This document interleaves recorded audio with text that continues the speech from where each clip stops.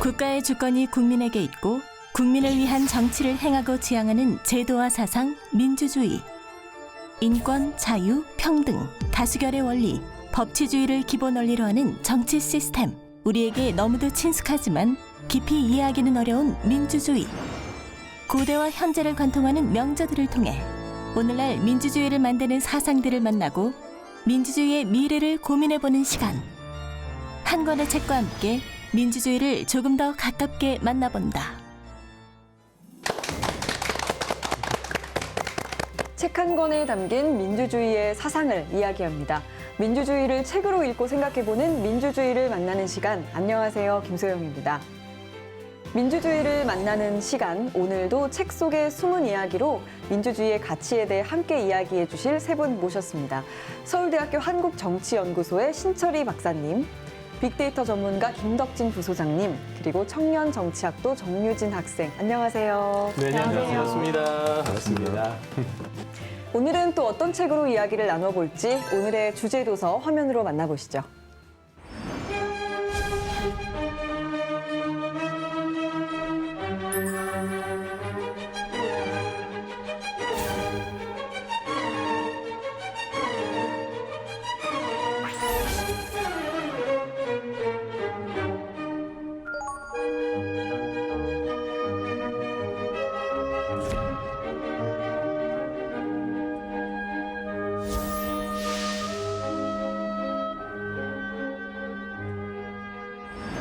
오늘 만나볼 책은 토마스 무어의 유토피아입니다.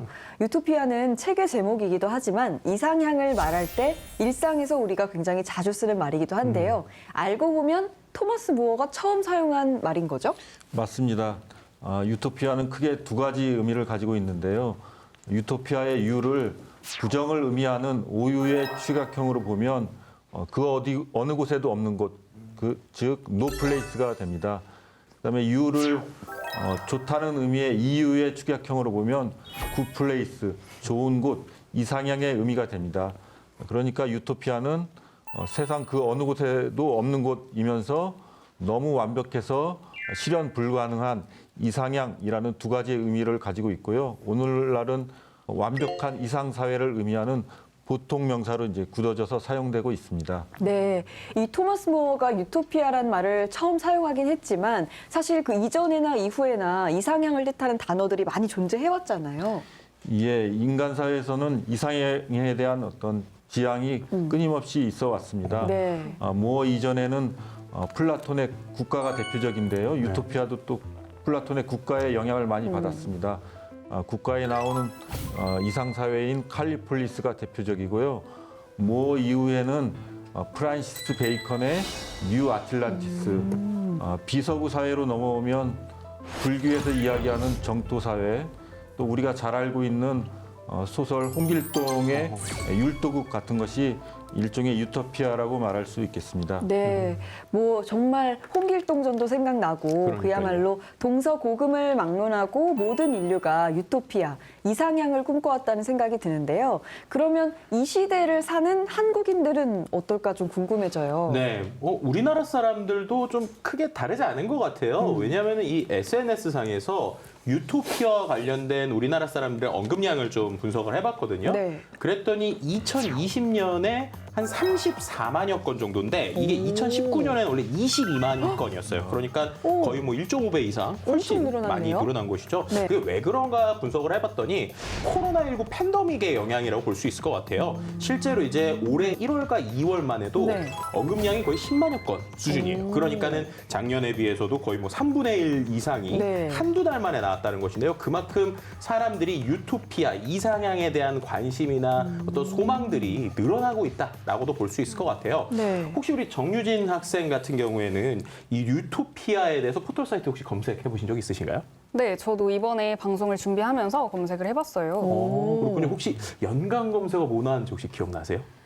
제가 검색했을 때는 추모관이나 아파트 등 상호명으로 되게 많이 쓰이는 것 맞아, 같더라고요. 맞아. 맞아요. 확실히 이 유토피아라고 하는 말 자체에서 우리가 뭐 여러 가지 상호도 느끼고 어떠한 추모관이나 공원 등 뭐 대부분은 이 장소와 연관된 좀 내용들이 나왔는데요. 그럼 과연 우리가 유토피아에 대해서 어떠한 감성을 느끼고 있는지 네네. 그 감성 키워드에 대해서 한번 SNS상에서 한번 살펴보았습니다. 그랬더니 저 파란색으로 보이는 것들이 좀 긍정적인 내용인데요. 네. 사람들은 유토피아 하면 떠올리는 것들이 멋지고 또 뭐 시원하고 완벽하고 뭐 행복한 이미지들을 좀 떠올리는 것 같고요. 부정적인 것보다는 긍정적인 게 많은 네. 것 같아요. 사실 제 개인적으로도 유토피아 하면 뭔가 천국, 뭐 이상향, 뭐 아니면은 평온하고 포근한 어떤 장소의 이미지가 뭐 떠오르기도 하는 것 같습니다. 맞습니다. 이 민주주의에 대해서 이야기하고 있는 오늘 이 시간, 이 장소도 우리에게 참 유토피아 같은 그런 공간과 시간이 되었으면 좋겠고요. 아우, 벌써 편안한 것 같아요. 이야기를 이어가 보겠습니다. 토머스 모어의 유토피아는 1516년에 세상에 나와서 500년이 지난 지금도 읽히는 고전이죠. 우리 유진 학생도 이번 방송을 준비하면서 읽어봤을 텐데 좀 어땠어요? 네, 저는 유토피아를 이제 소개하는 문구를 보통 보면 공상소설이라고 소개가 돼서 맞아요. 사실 우리가 흔히 알고 있는 SF 이런 걸 상상을 했었는데 상상과는 달리 너무 이상적인 내용들이 많이 나왔어요. 그래서 예를 들어서 실존 인물을 등장을 시키고 편지와 대화를 넣은 이제 소설적 장치나 네. 아니면 역설과 유머를 통해 사회 현실을 비판하는 내용들이 되게 많아서 화상 철학서라서 되게 어려울 수도 있었을 텐데 저는 되게 재밌게 읽었습니다. 그러니까요. 이게 내용도 내용인데 솔직히 이 책을 만든 토머스 모어라는 인물 역시도 상당히 좀 흥미로워요. 그래서 네. 제가 몇 가지 한번 조사를 해봤는데요. 이 토머스 모어는 일단 런던의 법률가 집안에서 태어났어요. 그러니까 당시에 어떻게 보면 성공한 변호사, 네. 또 뭐 저명한 인문주의 학자, 뭐 또 학식 높은 신학자에 또 나중에는 대법관까지 오르기도 했는데요. 그러니까 요즘 말로 치면 골드스푼. 네. 그러니까 정말 금수저 중에 금수저였다. 뭐 이렇게 표현할 수도 있을 것 같아요.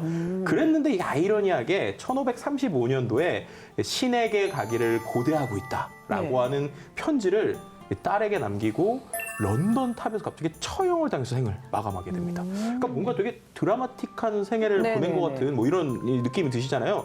박사님 제 말에서 조금 더 이어서 전문적인 지식을 좀 붙여주시면 좋을 것 같은데 과연 이 토머스 모어라는 사람 어떤 사람이었나요? 예, 말씀하신 것처럼 토마스 모어는 당대 최고의 인문주의 학자였습니다. 네. 그리고 독실한 기독교인이었고요. 20대 초반에 갑자기 수도사가 되려는 마음을 먹었습니다. 그래서 4년 정도 수도원에서 수도사 생활을 했는데 또 중간에 마음을 바꿔서 이제 현실 세계로 나와서 법률가, 하원 의원, 네. 대법관, 그다음에 국왕의 비서 등 고위 공직을 지낸 당대에 아주 존경을 받는 인물이었죠. 그런데 이제 모어의 인생에도 이제 큰 위기가 닥칩니다.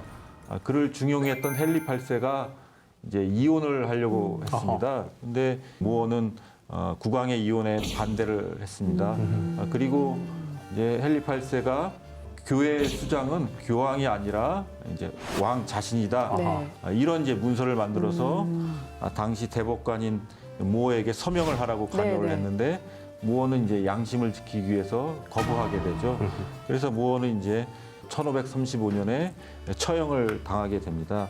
그 모어의 묘비명이 고결한 양심과 불면의 영혼이거든요. 그러니까 모어의 삶 자체가 신념 있는 정치인이자 지식인이었다고 이제 말할 수 있겠습니다.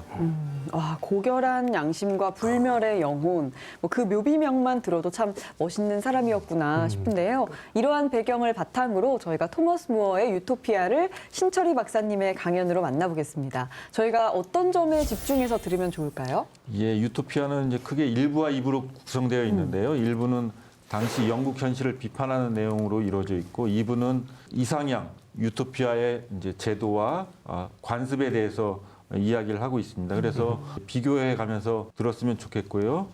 또 그렇지만 한 가지 과연 모어가 이야기하는 유토피아가 과연 진정한 유토피아인지 네. 그러니까 그 프로그램이 이제 민주주의와 밀접한 관련이 있는데요. 맞습니다. 여기서 어떤 민주주의의 어떤 이념을 끄집어낼 수 있을지 주의했으면 좋겠습니다. 네, 좋습니다. 그럼 지금부터 신철희 박사님의 유토피아 강연 들어보겠습니다.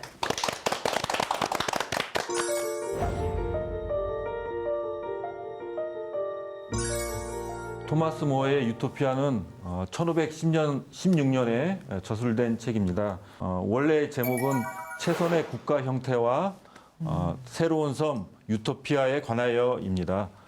유토피아가 쓰여진 배경에는 한 인물이 매우 중요합니다. 혹시 누군지 아시나요? 에라스무스. 예, 맞습니다. 네. 에라스무스입니다. 오, 네. 모어보다는 뭐 한 12살 정도 많았지만 아주 절친한 친구로 지냈습니다.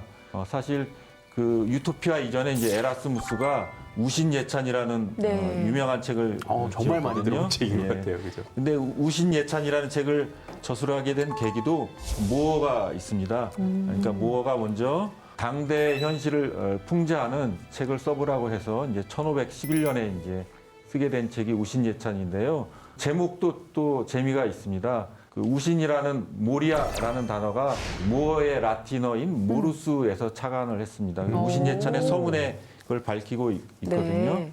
그 우신예찬을 써서 에라스무스가 유럽 전역에 아주 유명해지는데요. 몇 년 후에 에라스무스가 또 이제 반대로 모어에게 네. 내가 우신에 대해서 책을 썼으니까 당신은 지혜의 여신, 그러니까 소피아에 대해서 써보는 것이 어떠냐 이렇게 권유를 하게 됩니다. 모어와 에라스무스가 그러면 지혜의 여신이 다스리는 나라는 과연 네. 어떤 모습일까 네. 둘이 이제 이야기를 해봤는데요. 그 결론이 뭐냐면 세상 그 어느 곳에도 없다. 그래서 라틴어로 누스쿠암이라는 이제 단어를 생각해냈습니다. 그러한 나라를 가리키기 위해서 전미사 아를 붙여서 누스쿠아마라고 그 나라 이름을 붙였던 것이죠. 네. 나중에 그 누스쿠아마를 그리스어인 유토피아로 이제 제목을 변경을 해서 아하. 지금까지 이어져 내려오고 있습니다. 네.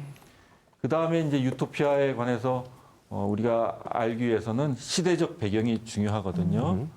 당시 영국은 100년 전쟁과 그 장미 전쟁을 겪었습니다. 네. 많이 들어보셨죠? 네, 장미전쟁 많이 들어봤죠. 예, 영국이 거의 망할 위기에까지 이제 네. 처해서 겨우 이제 극복을 했고, 그 다음에 이제 새롭게 튜더 왕조가 등장하게 됩니다. 당시만 해도 영국이 유럽의 변방이었거든요.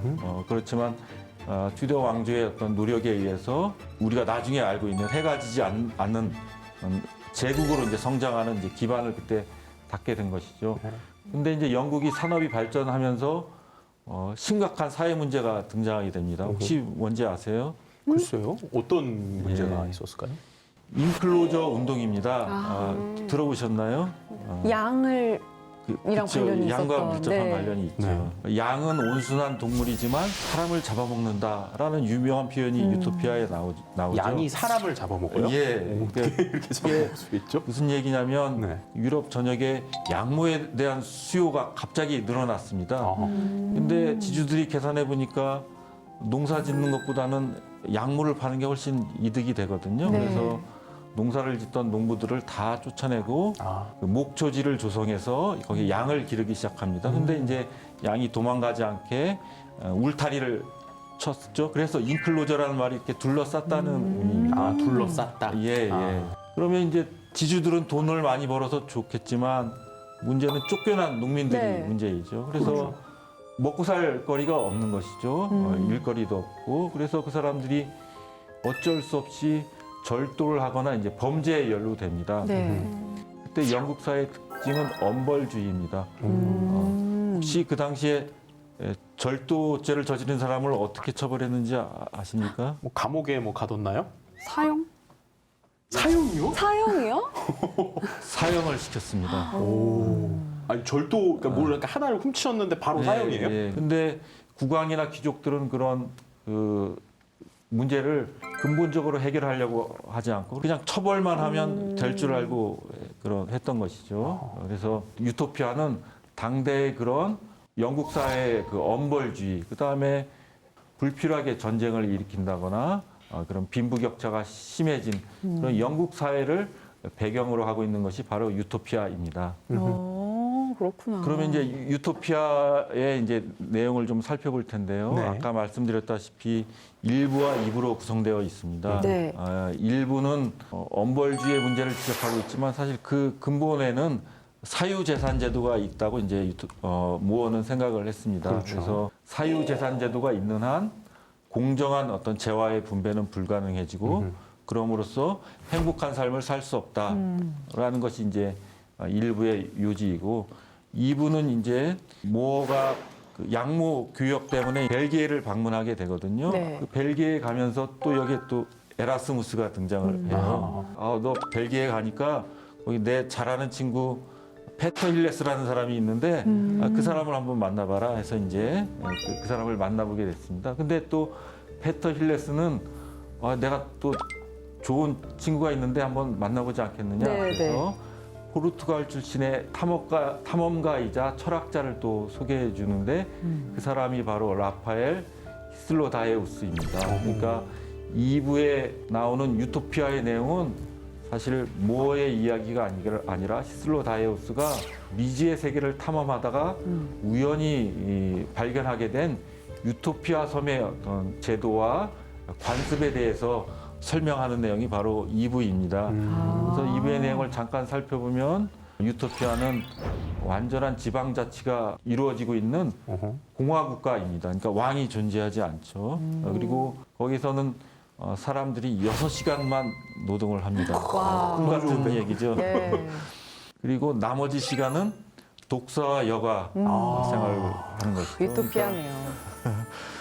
예, 우리가 소위 저녁이 있는 삶을 네. 살아가는 그렇네요. 것이죠. 그래서 상당히 그 정신적인 만족, 네. 행복을 중시하는 그러한 사회이고 또 공동생활을 합니다. 많은 사람들이 같이 식사를 하고 네. 공동생활 속에서 집단적인 행복을 찾는 것이 유토피아의 모습이라고 할 수 있겠습니다. 네.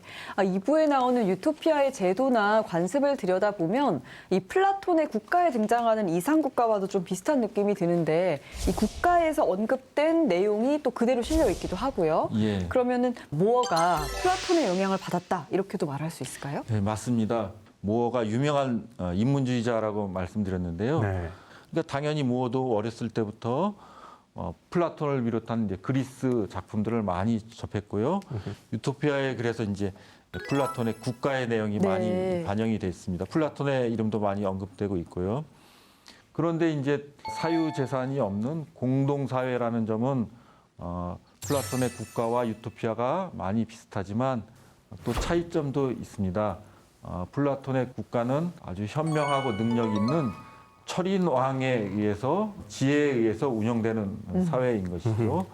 반면에 아까 말씀드렸듯이 유토피아는 왕이 존재하지 않습니다. 네. 시민들의 어떤 집단적인 노력에 의해서 운영이 되는 나라이고요. 그 다음에 플라톤의 국가에서는 계급이 나눠져 있습니다. 아하. 전사 집단이 있고 그다음에 노동을 하는 일반 평민들이 있는 것이죠. 그에 반해서 유토피아는 직업 간의 어떤 격차가 없는 평등 사회라고 말할 수 있습니다. 그런 점이 이제 국가와 유토피아의 공통점이자 이제 차이점인 것이죠. 아니, 플라톤의 이상국가와 닮은 듯 다른 이 이상사회가 모어의 유토피아구나 이런 생각이 드는데요. 유진 학생은 읽으면서 좀 궁금한 점 있었어요? 저는 2부를 읽으면서 모어와 히슬로다에우스의 의견이 서로 반대된다는 것이 되게 인상적이었는데요. 어떤 것이 진짜 토마스 모어의 입장이라고 봐야 할까요? 오. 이게 아주 좋은 질문입니다. 그 히슬로다에우스는 이제 사유제 폐지 같은 아주 급진적인 주장을 하는데 그렇죠. 모어는 유토피아에서 히슬로다에우스의 그런 급진적인 사유제 폐지에 대해서 부정적인 이야기를 합니다. 그러니까 히슬로다에우스의 이상사회가 현실성이 없다고 봤던 것이죠. 네. 그렇다면 모어가 그 유토피아를 썼는데 본인의 생각도 아닌 그런 글을 썼는가 이런 이제 의문을 품을 수 있거든요. 그래서 그 유토피아 연구자들 사이에서 아직도 모어의 진위가 어디까지고 어디까지가 가상의 이야기인지 그것이 바로 이제 그 모어 연구자들 사이의 네. 어떤 중요한 주제거리입니다. 그러니까 모어의 생각이 무언이 이거를 좀 우리가 조금 알아봤으면 좋겠네요. 그러네요.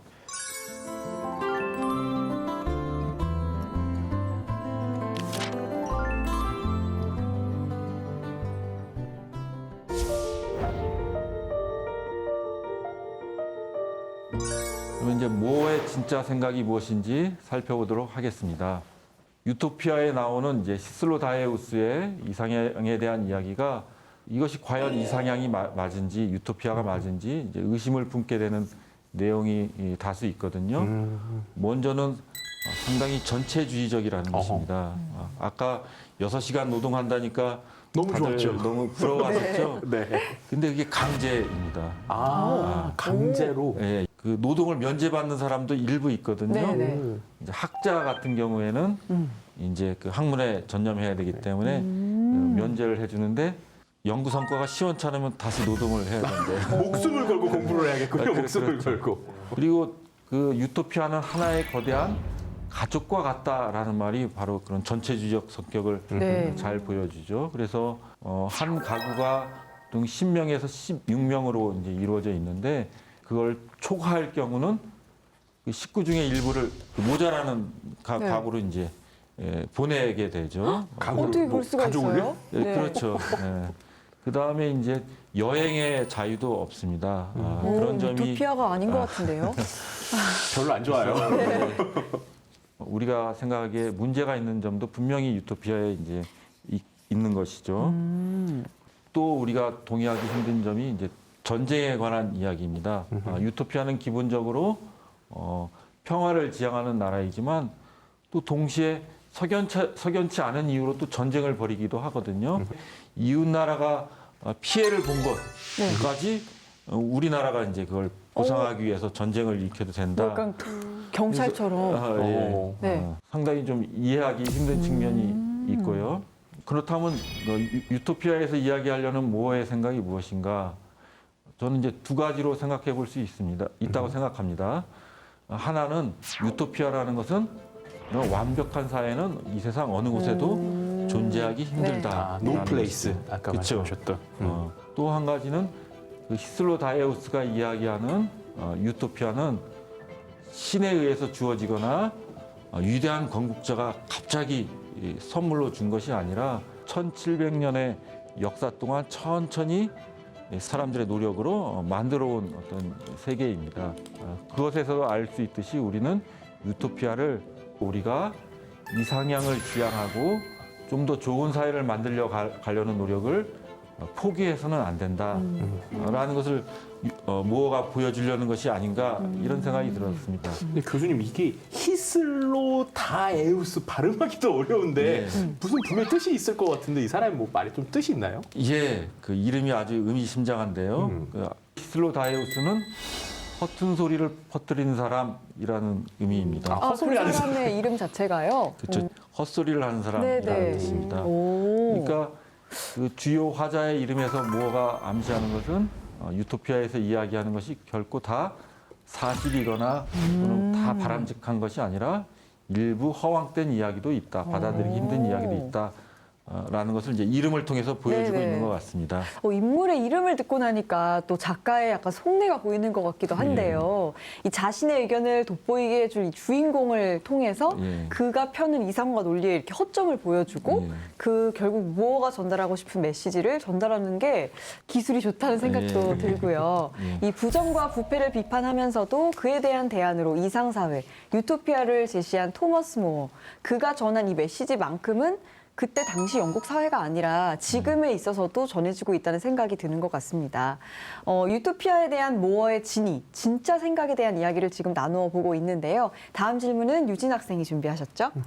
네, 그 유토피아 책을 보면 사유 재산이 폐지되고 모두가 함께 공동 생활을 하면서 저는 읽으면서 약간 스머프 같기도 하고 스모프. 이제 그랬었는데 토마스 모어가 유토피아에 작성한 내용이 근대 사회주의자들과 같다고 볼 수 있나요?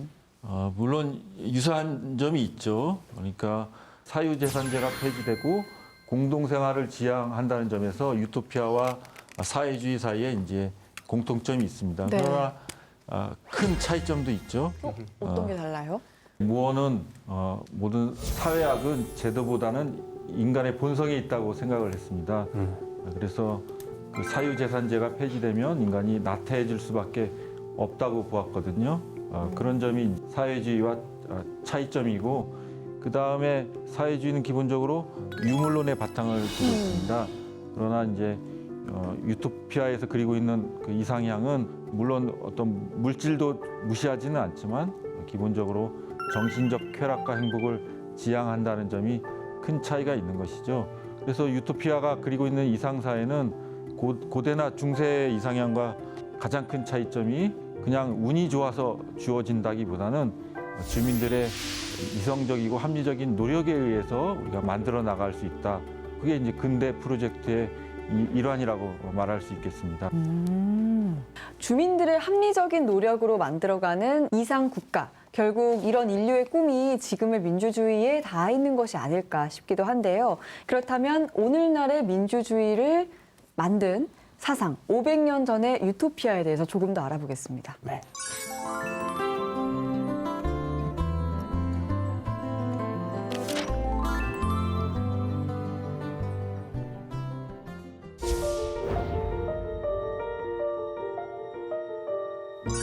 아까 말씀드렸듯이 유토피아는 완전한 지방자치제가 이제 시행되는 나라입니다.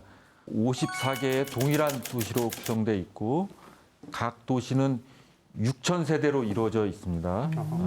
30세대마다 10호 그란투스라는 이제 관료를 이제 선출을 해서 일을 하게 하고 300세대마다 필라르쿠스라는 이제 관리를 선출하게 되는 것이죠. 그러면 한 도시에 총 몇 명의 10호 그란투스가 있게 되죠?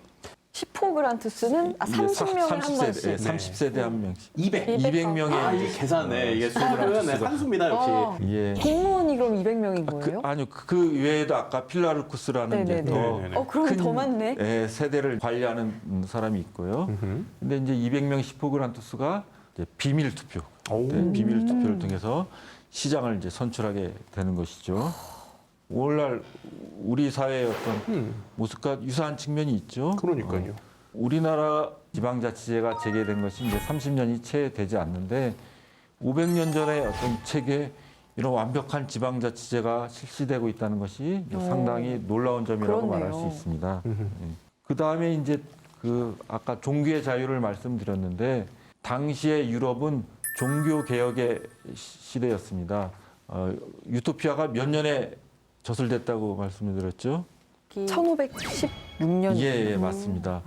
그리고 루터가 종교 개혁을 일으킨 해가 1517년. 예, 바로 1년 후입니다. 아, 그렇구나. 예, 그 당시에 유럽은 종교가 아주 중요한 시기였던 것이죠. 개인의 어떤 종교 자유가 허용이 되지 않았어요. 근데 이미 이제 그 당시에 모어는 유토피아에서 개인이 자유롭게 종교를 선택할 수 있는 사회의 모습을 그리고 있다는 점이 오늘날 민주주의의 아주 중요한 어떤 시사점이 된다고 할 수 있겠죠. 유토피아에서 그리고 있는 민주사회가 온전히 그대로 지금 이루어질 수는 없지만 그중에 또 일부는 또 상상력의 원천으로 작용하고 있고 그다음에 지향점이 됐다는데 의미가 있다고 할 수 있겠습니다.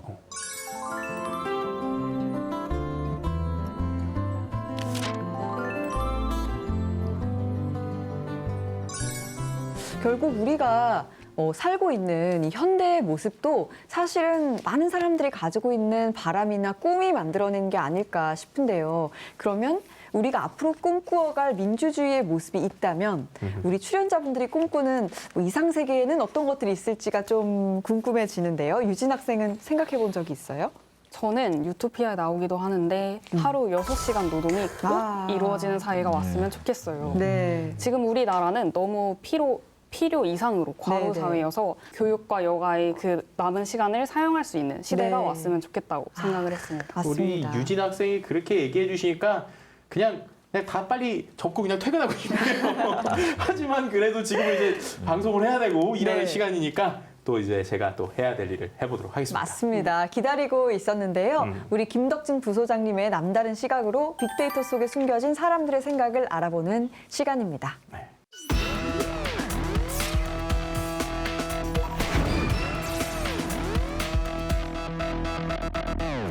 네, 오늘은 어떤 키워드 준비하셨어요? 네, 오늘은요 이제 우리가 함께 읽고 있는 책이죠. 이 유토피아를 3가지 키워드로 한번 분석을 해봤는데요. 첫 번째는 이상사회, 네. 그리고 쾌락과 행복, 그리고 평등 이 3가지에 대해서 하나씩 살펴보도록 하겠습니다. 먼저 첫 번째로 우리나라 사람들은 이 이상사회에 대해서 어떻게 생각하는지 관련된 키워드들 좀 살펴보았는데요. 보시는 것처럼 일단 중요하다 그리고 못한다 라고 하는 이 2가지가 비슷한 비중을 차지하고 있어요. 그러니까 이게 참 해석을 어떻게 해야 될지 좀 관련된 내용을 보면 현실적으로 실현되지 못하고 네. 그리고 지금의 이 사회도 이상적인 사회와는 거리가 멀다. 뭐 이렇게 좀 해석해 볼 수 있을 것 같아요. 네. 근데 하지만 한 가지 좀 긍정적인 시그널은요. 이상 사회를 실현하기는 어렵지만 그래도 현실이 되었으면 하는 기대 그리고 바램 뭐 이런 것들을 가지고 있다라는 것들에서는 분명한 좀 그래도 긍정적으로 볼 수 있지 않을까 이렇게 생각을 해볼 수 있을 것 같고요. 그다음 이제 두 번째 키워드인 쾌락 그리고 행복과 관련돼서 사람들이 작성한 내용들을 한번 보도록 할게요. 네. 쾌락과 관련된 SNS 내용은 거의 육체적인 좀 쾌락에 집중을 하고 있었어요. 뭐 네. 욕망이나 맞아요. 호르몬 뭐 이런 키워드들이 좀 있었고요. 그러니까 어떻게 보면 모어가 그리고 있었던 이상 사회에서의 추구하는 정신적 쾌락하고는 조금은 대조되는 결과가 그러게요. 나왔다는 게 좀 개인적으로 좀 흥미로웠던 부분이 있었고요. 행복 역시도 우리가 과연 어떨 때 행복할까라고 보면 주문할 때 행복하다. 온라인에서 주문하거나 네, 네. 구매할 때 행복하는 이러한 결국 소비를 통한 키워드가 꽤 높은 수치를 보여주고 있었다라는 것도 좀 특징적인 부분인 것 같습니다. 네, 심리적인 행복만큼 물질적인 행복을 중요하게 여기고 있구나라는 생각도 드는데요. 마지막 키워드는 어떤 거였나요? 네, 마지막 키워드는 평등인데요. 이 평등. 평등과 관련된 연관 키워드 1위가 아이러니하게 불평등입니다. 또 당연한 것 같기도 하고요. 네, 그래서 이 불평등에 대한 인식이 그럼 어떻게 되는지에 대해서 좀 이 그 키워드를 봤는데 이번엔 어떻게 본 거냐면 평등하고 불평등에서 같이 나오는 연관 키워드들을 한번 분석을 해봤어요. 네. 그랬더니 이제 평등과 불평등을 가르는 주요한 요소로서 우리나라에서 좀 이런 것들을 해결하면 이게 좀 해소될 수 있지 않을까 뭐 이런 내용들을 보시면 될 것 같은데요. 보시는 것처럼 뭐 사회 제도나 교육 정책 같은 것들이 좀 해결되면 그래도 불평등 문제가 어느 정도 이제 완화되는 것이 아니냐 뭐 이렇게 해석을 하고 있는데요. 결국에는 이 세 가지 키워드에다가 제가 나름대로 좀 해석을 보태자면 아직 우리는 이제 이상 사회에 도달하지는 못했지만 포기하지 않고 여전히 이상향을 꿈꾸고 있다. 뭐 이렇게 해석을 해볼 수 있을 것 같습니다. 네, 현재를 살아가는 우리들의 생각을 들여다 보니까 우리는 모어가 그리는 유토피아에 어디쯤에 와 있을까 하는 생각도 들고요. 우리가 현실 사회의 문제를 절실하게 느낄 때 모어가 그랬던 것처럼 이상향, 유토피아를 그리게 되는 것 같아요. 바로 이런 점이 유토피아가 고전으로 오래도록 사람들에게 읽히는 이유가 아닐까 싶습니다. 우리가 유토피아를 읽어야 하는 이유, 이어서 박사님께 들어보도록 하겠습니다.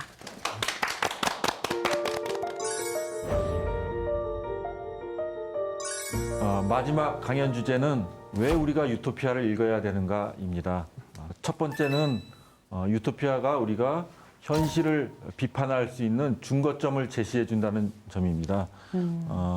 뭐가 존경스러운 점은 충분히 자기는 호의호식하고 살 수 있었지만 그 문제점을 회피하지 않고 그것을 유토피아에서 적나라하게 그것을 드러내고 있다는 점입니다. 어허. 유토피아의 구성이 1부는 영국 현실의 문제점을 지적하고 있고 2부는 그런 문제점들이 상당히 개선이 된 유토피아의 모습을 그려서 이제 두 사회를 대조하고 있다는 점에서 우리가 유토피아를 통해서 뭐가 하고자 하는 이야기를 알 수 있습니다. 두 번째로는요, 우리는 이상 사회를 지향하는 것을 멈추지 말아야 된다는 것입니다. 이상 사회에 도달했다 또는 완성했다가 아니라 지향한다가 중요합니다. 우리는 인간인 이상 우리 사회를 좀 더 개선하고 좋은 사회로 만들어 가는 것을 포기해서는 안 됩니다. 이 점을 좀 강조하고 싶고요. 세 번째로는 이 유토피아가 오늘날 우리 사회와 연장선상에 있다는 점입니다. 네. 오늘날 우리가 가장 고민하고 있는 문제가 어떤 것들이 있죠? 뭐 경제적인 불평등도 있는 예. 것 같고. 집 사고 싶어요. 부동산 문제도 있고 빨리 없애고 네. 싶어요. 아, 코로나 그렇죠. 문제도 있고요. 네. 우리가 그런 이제 그 자본주의가 발전하면서 맞닥뜨리는 또 세계화로 인한 어떤 여러 가지 문제점들이 있거든요. 물론 유토피아에서 직접적으로 어떤 유사점이나 교훈을 끌어내기는 힘들더라도 이 상상력의 원천으로서 활용할 수 있을 것 같습니다. 네. 제가 유토피아를 다시 읽으면서 재밌는 부분을 발견을 했는데요. 네. 뭐냐면 그 유토피아 사람들은 이제 그 집단으로 식사를 하는데 네. 4명이 기준입니다. 네네. 그래서 5인 5인이 거리 아니고 4명입니다. 지금 코로나로 4명까지만 같이 식사할 수 있지 않습니까? 네네. 그래서 뭐가 우리 21세기를 예언한 건지 혹시 아니면 정책 담당자들이 유토피아를 읽고 작성을 한 건지는 잘 모르겠지만 아니면 저희가 지금 밥 먹는 게 이 유토피아의 현실인 건가요? 그래서 우리가 지금 그것을 직접 현실화하기는 힘들더라도 우리가 오늘날의 우리 문제를 개선하는 어떤 중거점 또는 참고할 점으로 이용할 수 있을 것 같습니다. 그러니까 유토피아가 21세기를 살아가는 우리에게 좀 더 나은 사회, 공정한 사회, 그 살기 좋은 사회를 만들어 나가는데 어떤 상상력을 제공해 준다는데 의미가 있다고 할 수 있겠습니다. 오늘 강연 정말 감사합니다. 예, 감사합니다. 네, 강연으로 좀 더 깊이 있는 유토피아를 만날 수 있는 시간이 됐는데요. 유진 학생은 오늘 어떻게 들었어요? 저는 혼자 읽을 때는 미처 알지 못했었던 내용들을 교수님의 강연을 통해서 너무 자세하게 알 수 있어서 유토피아를 두 번째 읽는다는 느낌이 많이 들었어요. 그리고 젊은 세대는 네. 고전을 읽을 때 고리타분한 책, 옛날 책이라고 어려움을 맞아요. 많이 느끼는데 오늘 강연을 통해서 그런 편견들을 해소할 수 있어서 교수님께 너무 감사드립니다. 네, 공감합니다. 저는 유토피아를 다시 읽으면서 오히려 이 올더스 헉슬리의 멋진 신세계라는 책이 계속 떠올랐어요. 그래서 같이 읽어도 좋겠다라는 생각이 좀 들었는데 잘 어울리는 책일까요? 예, 맞습니다. 그 멋진 신세계는 조지 오웰의 1984년과 더불어 디스토피아 문학의 네. 대표작이라고 할 수 있는데요.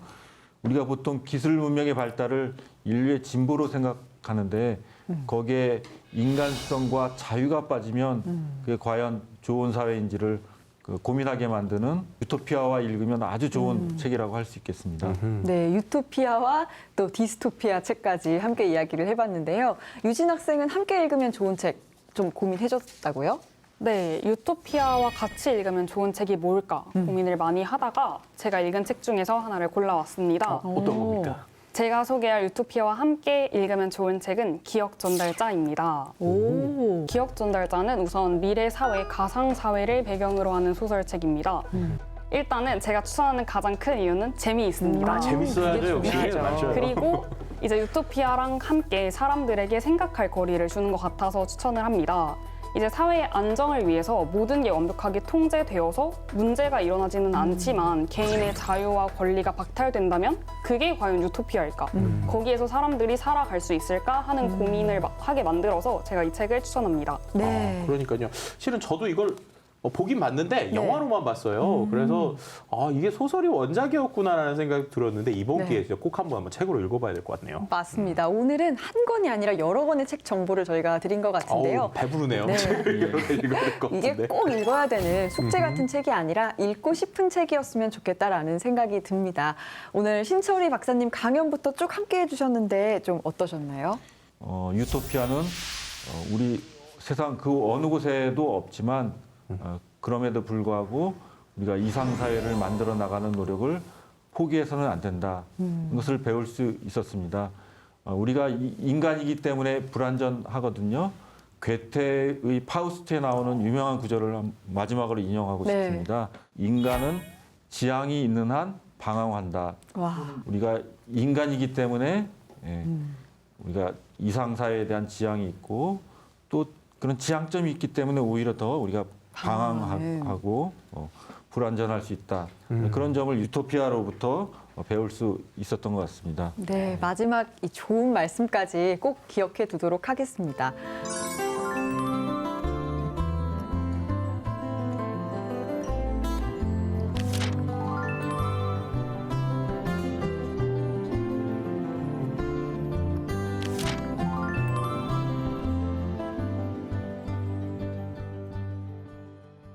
책과 함께 마음도 자라는 시간, 민주주의를 만나는 시간, 오늘은 여기까지입니다. 저희는 다음 시간에 다시 찾아오겠습니다. 감사합니다. 수고하셨습니다. 감사합니다. 수고하셨습니다. 그때 영국 사회의 특징은 엄벌주의입니다. 절도죄를 저지른 사람을 어떻게 처벌했는지 아십니까? 사형을 시켰습니다. 사형이요? 사형이요? 당시 영국 현실을 비판하는 내용으로 이루어져 있고 거기서는 6시간만 노동합니다. 와. 너무 좋은데? 독서와 여가. 아. 근데 이게 강제입니다. 아. 여행의 자유도 오, 없습니다. 유토피아가 아닌 것 같은데요. 거리두기인데.